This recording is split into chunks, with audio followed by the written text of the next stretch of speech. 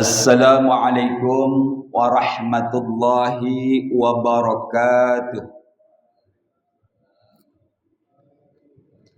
Alhamdulillah alladzi la haula wala quwwata illa billah.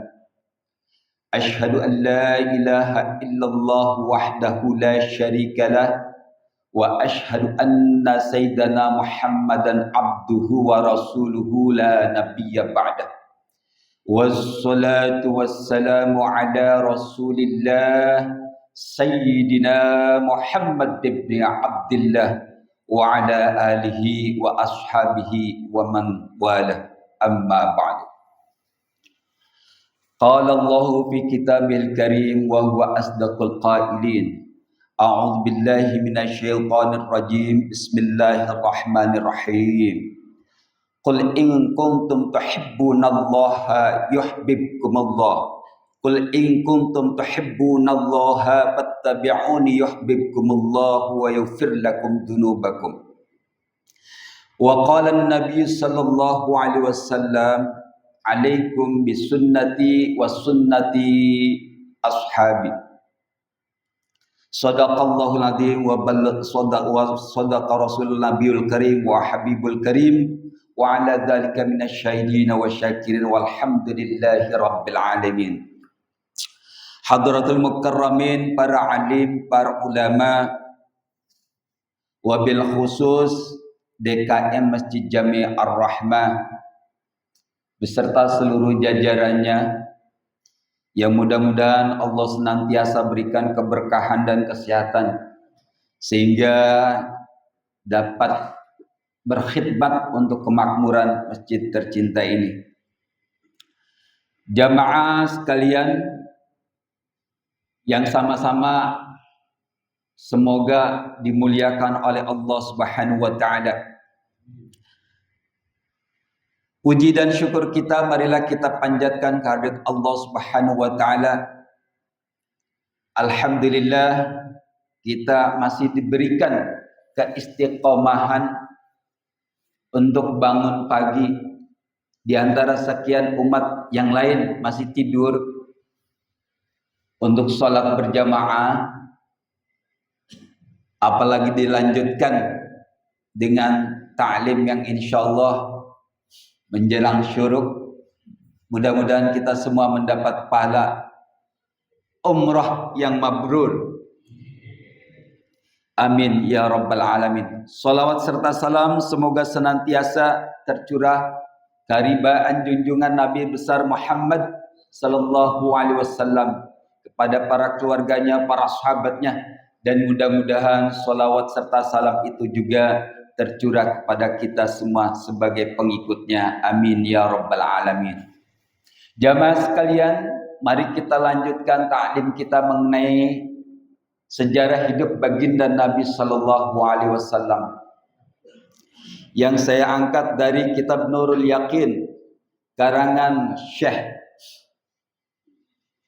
Muhammad bin Afif Al-Bajuri atau yang dikenal dengan Syekh Al-Khudri. Mudah-mudahan kita mendapatkan manfaat dari tulisan beliau. Untuk itu mari kita bacakan suratul Fatihah wabil khusus untuk pengarang kitab. Al-Fatihatu bil qabul ala sayyidir rusul wa ala alihi wa sahbihi wa ala alihi wa azwaji wa dzurriyyati wa ahli baitihil kiram khususan an-nadhai fil jannah wa nafa'ana Allah bi'ulumi wa asrar dunya wal akhirah wa ila jami' arwahin al jamaah syai'ulillahi wa lahum al-Fatihah. A'udzu billahi minasy syaithanir rajim. Bismillahirrahmanirrahim. Alhamdulillahi rabbil alamin arrahmanir rahim maliki yaumiddin. Iyyaka na'budu wa iyyaka nasta'in. Ihdinas siratal mustaqim. Siratal ladzina an'amta 'alaihim ghairil maghdubi 'alaihim waladdallin. Amin. Jamaah sekalian, kita sampai pada episode yang sangat epik dalam sejarah hidup baginda Nabi sallallahu alaihi wasallam, yaitu perjalanan hijrah Namun sebelum itu, bahwa perjalanan hijrah itu bukan sesuatu peristiwa yang biasa. Ada penyebab-penyebabnya. Karena baginda Nabi Sallallahu Alaihi Wasallam itu orang yang mencintai negerinya. Itu sebabnya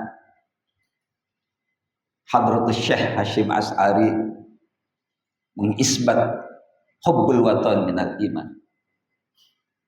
Mencintai negeri bagian dari iman.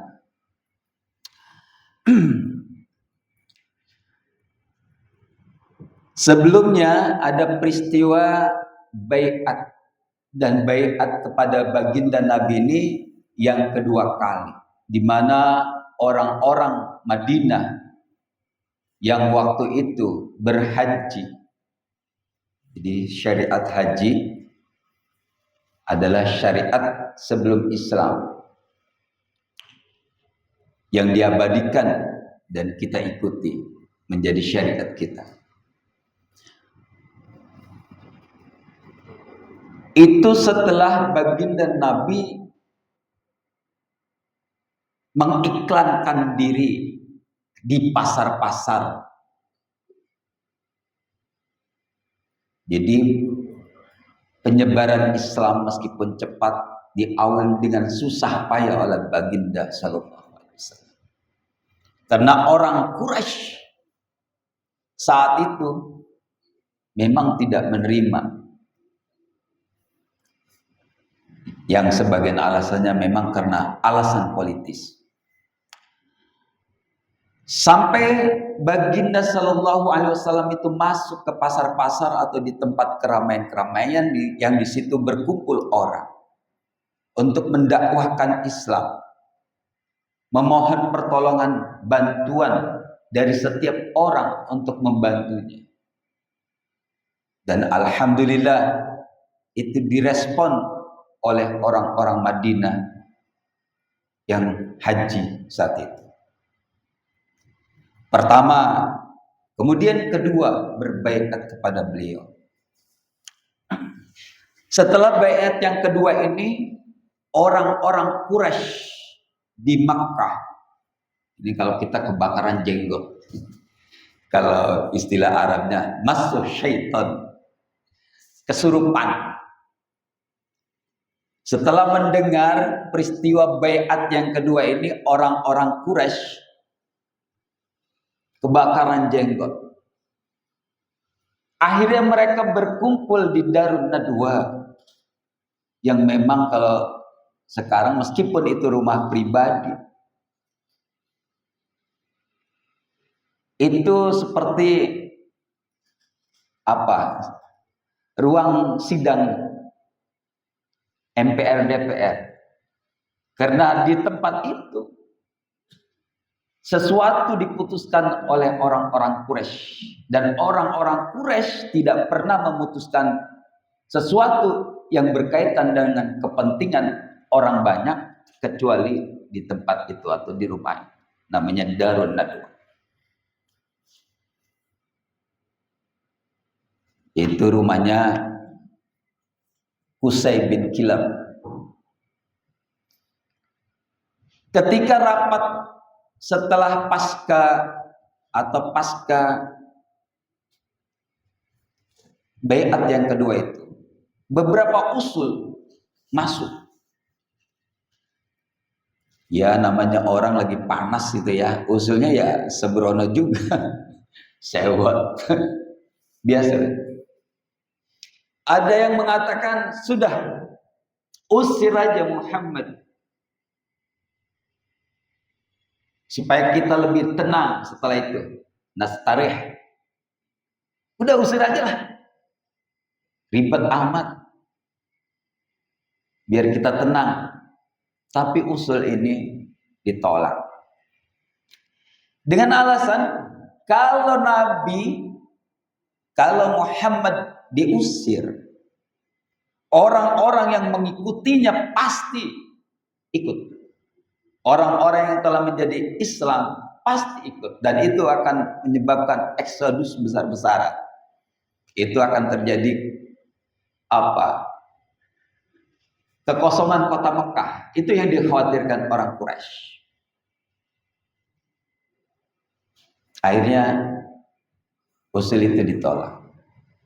Usul yang kedua, kita tangkap Muhammad, pasung sampai mati. Tapi usul ini juga ditolak. Kenapa? Mereka tahu bahwa orang-orang yang ikut mengikuti Baginda Sallallahu Alaihi Wasallam adalah orang-orang yang ikhlas, yang akan mengorbankan apapun demi membela atau membebaskan Nabi Muhammad apabila dilakukan seperti itu. Mereka tahu orang-orang yang mengikuti Nabi Muhammad itu orang-orang yang lebih mengutamakan Nabi Muhammad dibanding ayah mereka dan anak-anak mereka. Andai terjadi Nabi Muhammad ditangkap lalu dipasung, tentu orang-orang yang sudah Islam di Madinah akan datang, bahkan mungkin akan memprovokasi situasi. Artinya yang tadinya tidak muslim akan ikut juga. Karena ada tindakan zalim yang kentara. Tapi zaman sekarang seperti ini bisa dijadikan playing victim untuk politik. Jadi orang-orang yang tidak menderita berpura-pura menderita. Usul ini ditolak karena akan memprovokasi peperangan, akan menyebabkan situasi yang menyebabkan perang, dan itu yang dihindari oleh kaum Quraisy. Lalu Abul Hikam, mereka menyebutnya Abul Hikam, kita menyebutnya Abu Jahal. Orang yang paling jahat kepada Baginda Sallallahu Alaihi Wasallam. Usul Abu Jahal, sudah kita bunuh saja Muhammad. Dan untuk menghindari tuntutan balas dari keluarganya, maka siapkan satu orang dari satu kabilah. Jadi yang membunuh jangan satu orang. Semua kabilah yang ada harus ikut terlibat dalam pembunuhan Muhammad. Sehingga darahnya mengalir di semua kabilah. Dan secara otomatis semua mereka harus dituntut. Mustahil, kata Abu Jahal. Itu dilakukan oleh keluarga Muhammad atau keluarga ayahnya. Karena kalau itu dilakukan tidak akan mampu. Dan nanti apabila itu terjadi, pasti keluarga Muhammad akan terpaksa menerima diat, bukan memilih tuntut balas. Karena banyak dikeroyok massa, siapa yang harus dituntut? Semua kabilah terlibat. Kalau menuntut semua kabilah. Kalau itu dilakukan, mustahil. Akan menyebabkan susah. Pasti akan menerima diat. Jadi posisinya sedemikian itu. Sepertinya lancar ya. Tapi segera setelah itu, memang mereka setuju dengan usul Abu Jahal.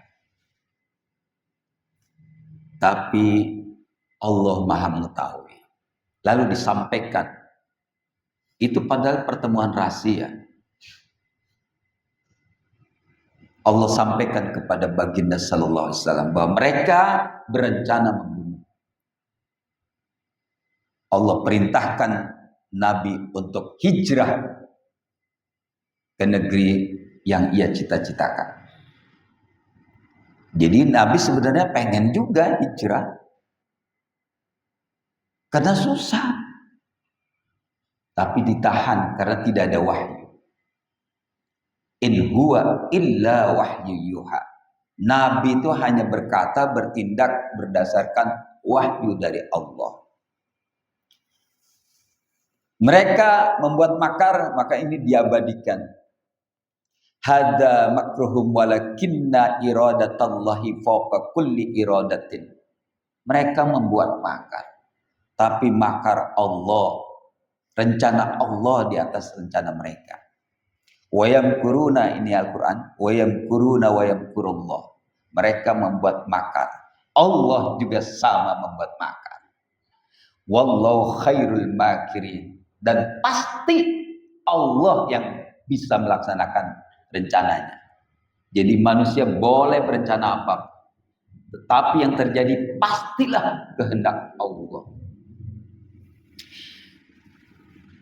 Maka Nabi diperintahkan untuk hijrah. Dan hikmah dari hijrah, seandainya Nabi sukses di Makkah, maka orang-orang yang membenci Islam akan memiliki alasan yang kuat bahwa sesungguhnya yang terjadi adalah keinginan bangsa Arab, orang Quraisy, untuk menguasai bangsa Arab. Untuk itu diglorifikasi Muhammad sebagai Nabi. Ini penting, glorifikasi. Jadi mereka ini secara politis, Syekh Khudri ini menjabarkan ada peristiwa seperti itu.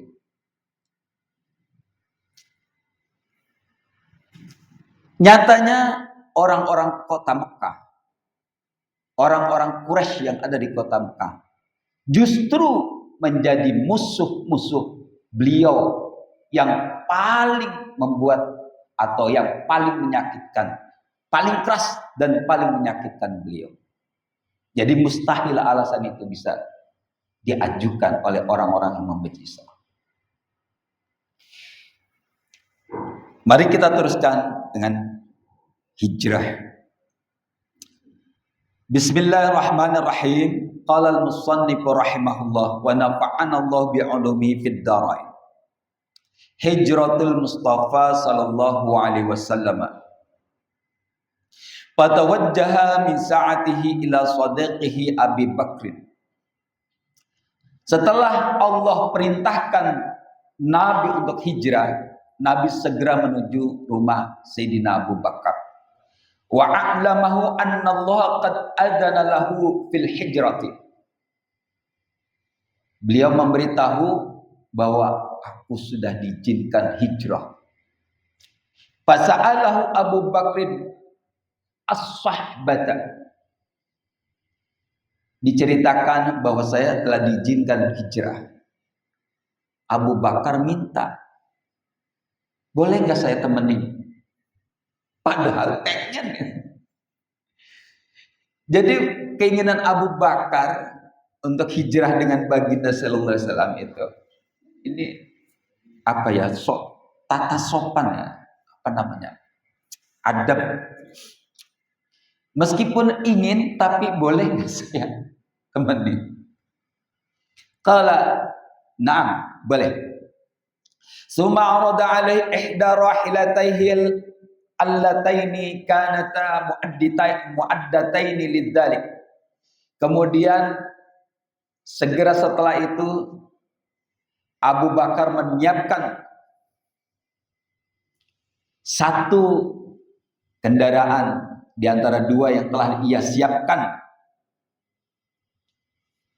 Memang sudah siap Sayyidina Abu Bakar ini untuk hijrah, cuma pengennya bersama Nabi, maka nunggu.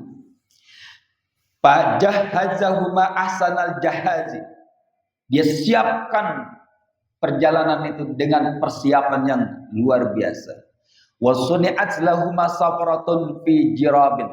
Semua perbekalan dia bungkus dalam jirab. Kalau sekarang mungkin koper. Fataqatta'at Asma'u binti Abi Bakrin nitaqaha wa rabatat ala bihi ala famil jirab. Karena tidak ada pengikat karung jirob, maka bentingnya, gespernya Asma anak Abu Bakar disobek. Ini masuk dalam suatu hadis. Kenapa ini? Ini peristiwa saat itu benting itu kebanggaan, terutama perempuan. Jadi aksesoris wanita yang harus ada di perempuan. Gak tahu kalau sekarang ini apa ini bandingannya, padanannya untuk perempuan, aksesoris.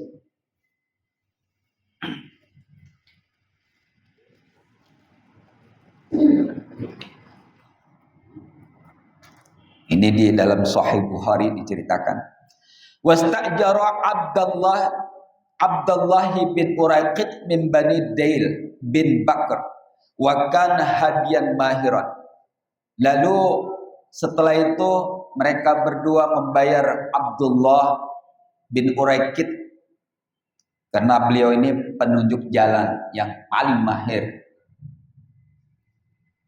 Wa huwa ala dini kufari Quraisyin. Sementara Abdullah bin Uraiqit ini masih belum Islam.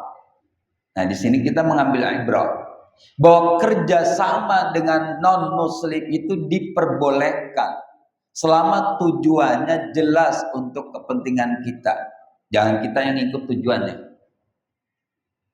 Jadi tujuannya harus kita pahami demi kepentingan atau kepentingan bersama, sama-sama penting. Fa'aminahu wa dafa'a ilaihi rahilatahima. Mereka mempercayakan dan menyerahkan kendaraannya.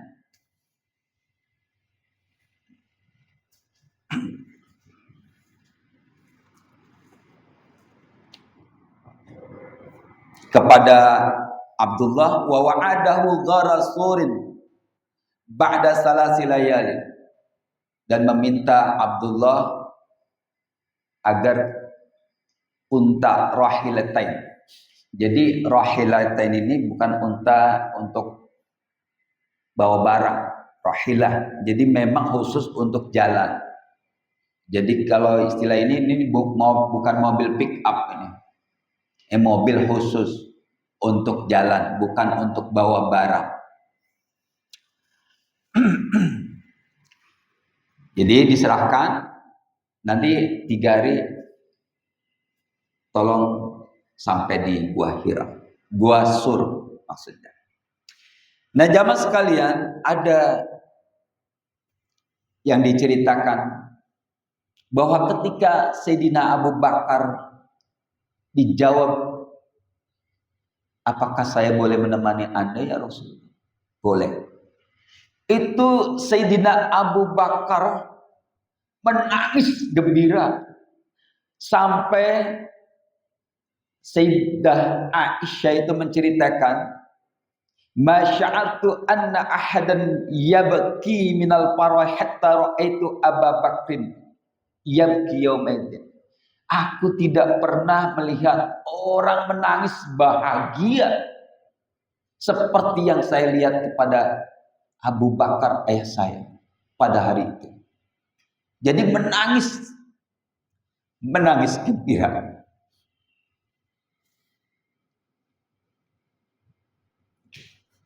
Terharu sehingga itu direportase oleh Sayyidah Aisyah.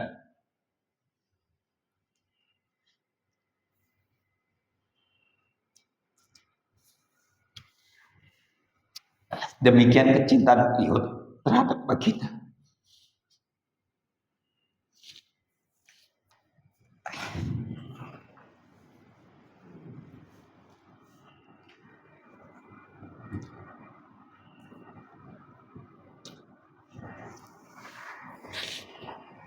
Dan Nabi Muhammad ketika diserahkan unta untuk jalan oleh Sayyidina Abu Bakar. Beliau tidak terima begitu saja. Pada Ar-Rasul, beliau menolak kecuali Sayyidina Abu Bakar menerima bayaran. Ini luar biasa. Jadi tidak ada kata pemanfaatan Abu Bakar oleh baginda Sallallahu Alaihi Wasallam. Meskipun Abu Bakar itu sangat kaya dan dermawan, beliau tidak ingin, tidak terlihat, tidak tampak, tidak bisa direportasi sebagai orang yang memanfaatkan orang lain atau orang yang memanfaatkan jamaah. Nabi menolak illa bisamaniha, kecuali Abu Bakar mau menerima bayaran. Ini susah dicari, Pak. Ini akhlak baginda Sallallahu Alaihi Wasallam. Meskipun beliau tahu bahwa Abu Bakar akan mengorbankan apapun yang dia butuhkan, tapi Nabi tidak pernah sedikit memanfaatkan. Memang dalam suatu perang, misalkan Tabuk, Nabi meminta karena perang, bukan kepentingan pribadi. Tapi untuk hal-hal kepentingan pribadi, Nabi selalu membeli. Dan Sayyidina Abu Bakar tahu, paham, pasti itu yang terjadi. Dia tidak menolak juga bayaran Nabi. Dia terima. Tapi dia kembalikan lagi. Jadi diterima dulu, saya terima ya Rasulullah bayaran Anda. Tapi ini saya kembalikan lagi untuk Anda. Unta dan bayaran Anda. Ini adab. Luar biasa ya Allah.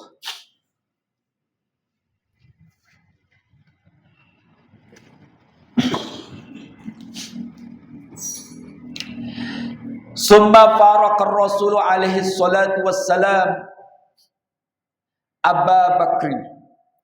Kemudian setelah menceritakan itu dan sepakat, Nabi meninggalkan Abu Bakar. Wa wa'adahu al-muqabalata lailan kharija Makkah. Dan dia berpesan agar nanti ketemu di luar kota Mekah.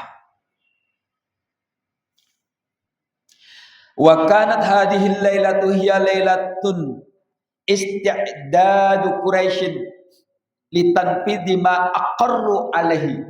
Dan malam itu adalah malam yang sudah disepakati orang Quraisy untuk membunuhnya. Jadi di malam itu adalah malam di mana orang Quraisy bersepakat membunuh beliau. Fajtama'u haula babid-dari. Mereka berkumpul di depan pintu mengepung rumah Rasulullah. Wa Rasulullahi sallallahu alaihi wasallam dakhiluh. Sementara Nabi Muhammad di dalam. Falamma jaa mi'adul khuruji amara ibna ammihi aliyan bil mabiti makanahu. Dan ketika waktunya tiba keluar sesuai yang dijanjikan dengan Abu Bakar, maka beliau meminta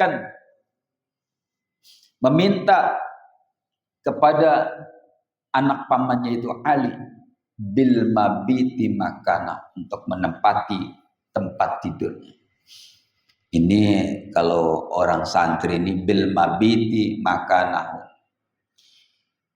Kafi'lihi ismul fa'ilu fil amali in kana madihi fi ma'jili. Ini enak, apa luar biasanya bahasa Arab. Ini kalau dalam Al-Quran itu yang sering suratnya dibaca oleh Ustadz Kohar. alladzina yunfiquna fis sarra'i wad dharra'i wal kadhiminal ghaidha. Itu kadimin itu isim fa'il, tapi beramal sebagai fi'il. Karena beramal sebagai fi'il, dia menasabkan isim setelahnya. Harusnya jar. Jadi isim fa'il beramal seperti fi'ilnya. Bil mabiti maka, untuk menempati tempat tidurnya. Kaila yaqa'u syakku fi wujudihi asna al-laili, supaya orang-orang yang berada di luar tidak ragu tentang keberadaan beliau di dalam rumah itu. Fa innahum kanu yuraddaduna an-nadra min syuquqil babi liya'lamu wujudihi liya'lamu wujudahu. Mereka keliling mengepung rumah Rasul dan selalu ngintip. Yuraddaduna itu bolak-balik ngintip. Bolak-balik ngintip, oh masih ada. Oh masih ada. Karena rencana pembunuhannya malam nanti. Jadi rencana pembunuhan malam, jam 9 udah merapat. Atau jam 8 sudah mengepung rumah Nabi. Dan tiap bolak-balik mereka ngintip untuk meyakinkan bahwa Nabi masih di dalam.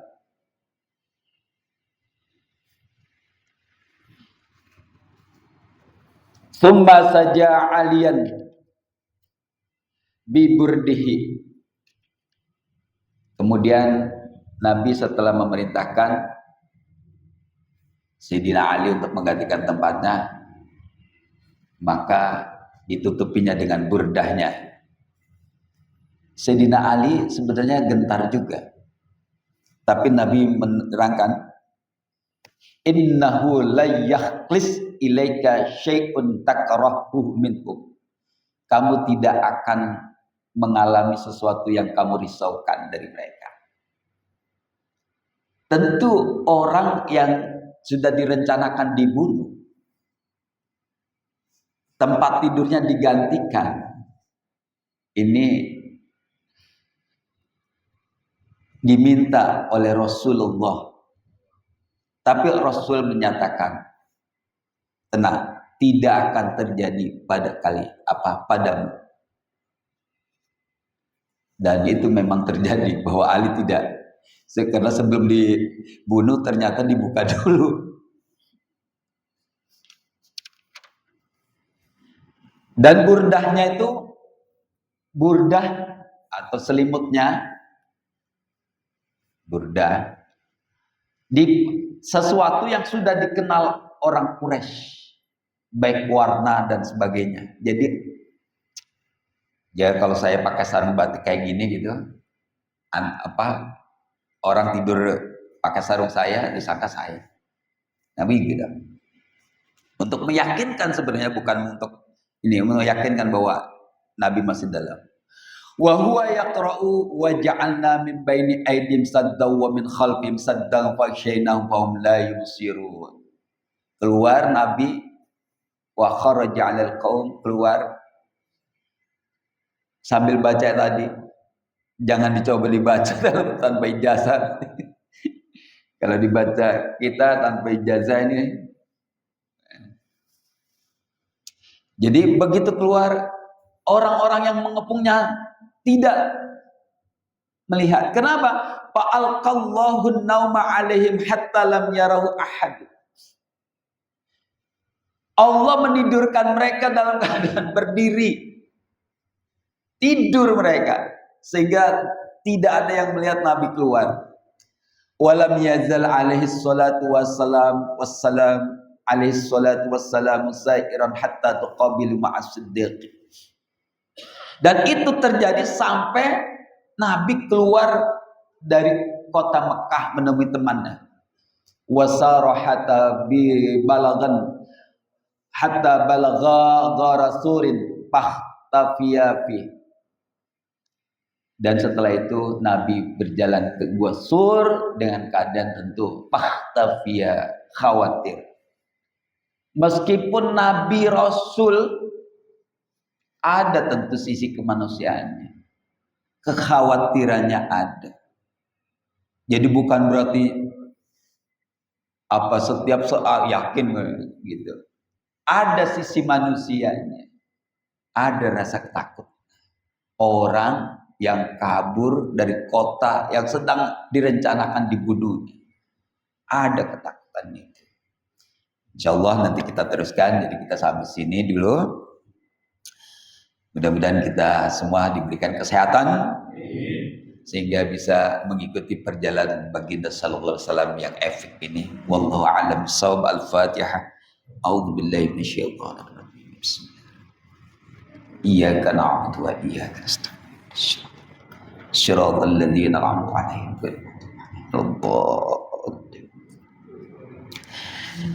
Mari kita baca kafaratul majlis. Subhanakallahumma wa bihamdika asyhadu an la ilaha illa anta astaghfiruka wa atubu ilaik. Kurang lebihnya mohon maaf. Akhirul kalam wallahu muwaffiq ila aqwamit thoriq. Assalamualaikum warahmatullahi wabarakatuh.